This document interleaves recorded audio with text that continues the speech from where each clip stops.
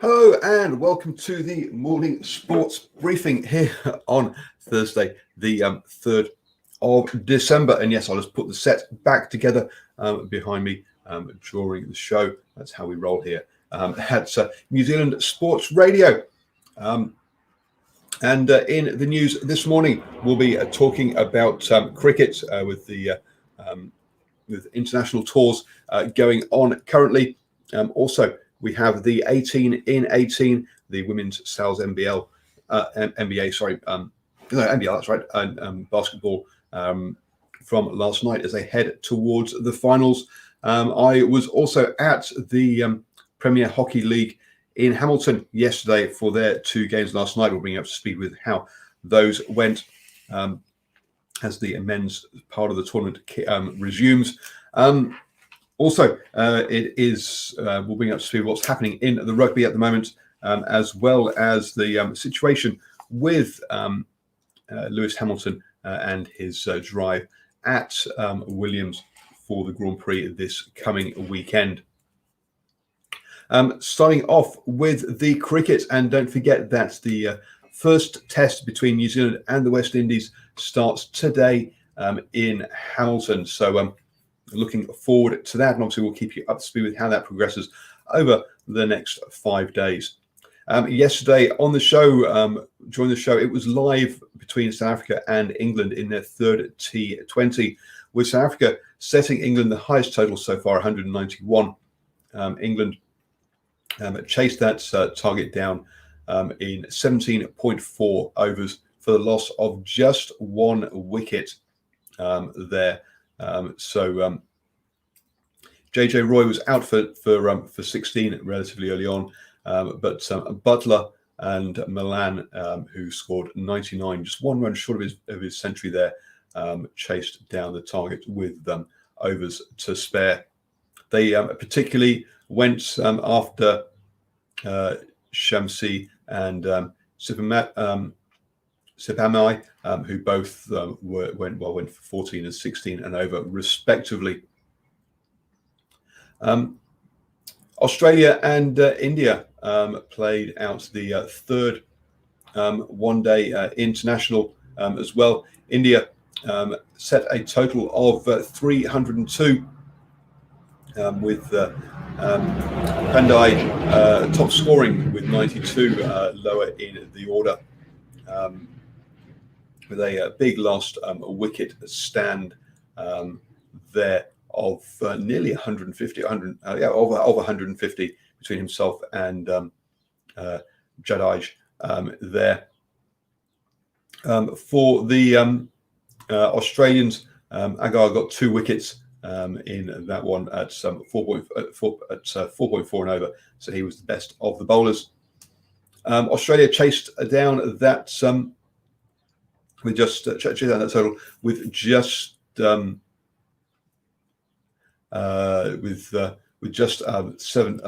balls to spare. For Australia, the top score was Finch at the top of the order, and they took 9 wickets. So they got some right down to actually I'm looking at the scorecard and the total at the top read different. India won by 13 runs as Australia were bowled out for 289 with 3 balls to spare. Finch was top scorer 75 at the top of the order, but they just kept losing wickets. All the bowlers took wickets, but Thakur with 3 led the way there. So that meant that series finished 2-1 in the end to Australia. Over in the 18 in 18, and the Wizards took on the Swish. The Wizards winning that one at 78 to 54. So a comfortable win for the Wizards in their final round robin game before we have the semi-finals and the finals over on over the weekend. And just waiting to see. It looks like the ladder hasn't been updated. And so I have to wait to figure out exactly how that means, because going into the game, the Gold Rush, the Wizards, the Swish, and the Dream were all on 4 points.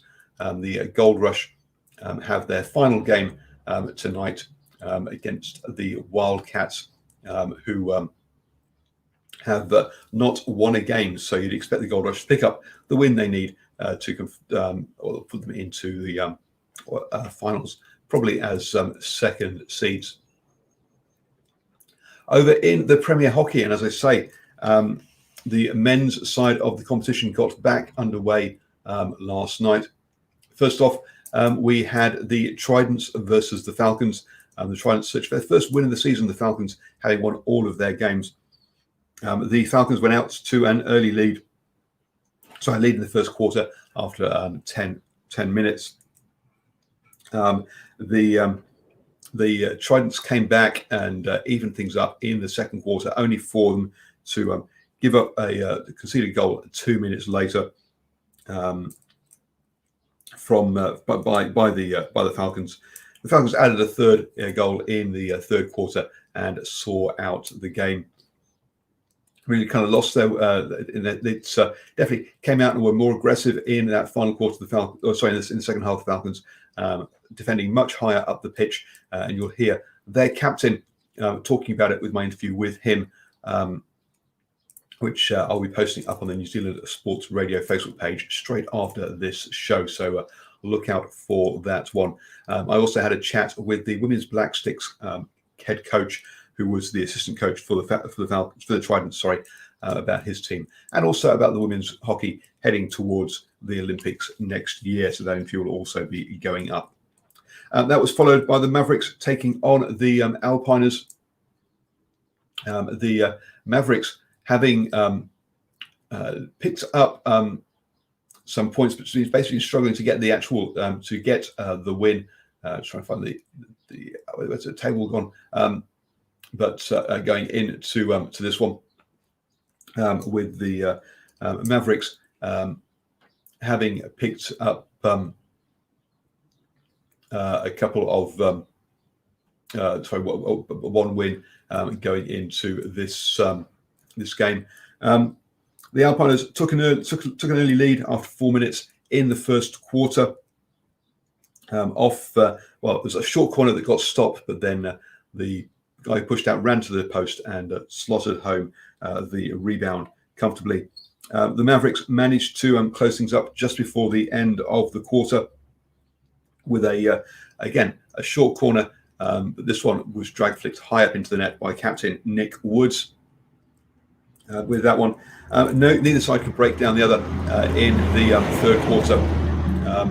The Alpiners started strongly again in the second half, getting themselves a goal after 5 minutes. And that seemed to be the kind of way here, was that the Alpiners would start strongly and then the Mavericks would get back into it in both halves.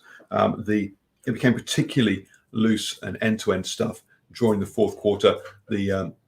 As the Alpiners slotted home a deflection goal to take a 3-1 lead. The Mavericks then took a goalie off to push to try and get themselves back into it, but just could not break down that Alpiners defense. That now means that the Alpiners are just ahead of the Mavericks on goal difference, and they're both on 6 points. The Falcons, way out in the lead on 16 points, will be hosting the first-second final on Sunday. Well, hosting is all in Hamilton. The question really is, will the Mavericks or will the Alpiners join them? We have 2 more games of the round robin tonight and on Saturday. I'll definitely be making the games on Saturday, so look out for my coverage of that. I'll also try and see if I can get to the games this evening as well. Moving on to the rugby then, and today is a big day for the Super Rugby franchises as they'll be naming their teams. It looks like the Chiefs have gone and got themselves a couple of players from the Hurricanes to join them. I think I saw Chase Tiatia and John Lowe have been have moved, but we'll have to wait. We'll get the official announcements of all the squads today, and we'll bring you up to speed with all of that on the morning sports briefing tomorrow. And we might have a special show for you as well, talking about that, about the new squads over in Formula One. George Russell has been named to replace Lewis Hamilton at the Shakir Grand Prix this weekend. George Russell is the Williams test driver, and Mercedes have tried to get hold of him. Did try to get hold of him in the summer, but got told that he was under contract and that Williams wouldn't release him.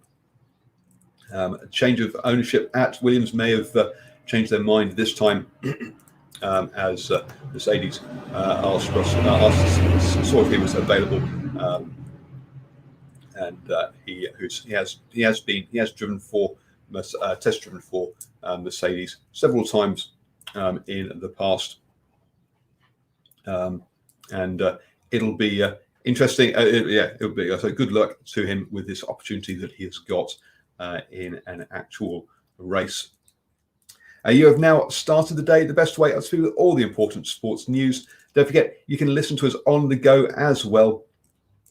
Just search New Zealand Sports Radio on your favourite podcatcher, and we'll be back tomorrow morning at 7 a.m. So do join us then, as I'll bring you up to speed with how the hockey goes this evening, and also how the first test match between New Zealand and the West Indies is going.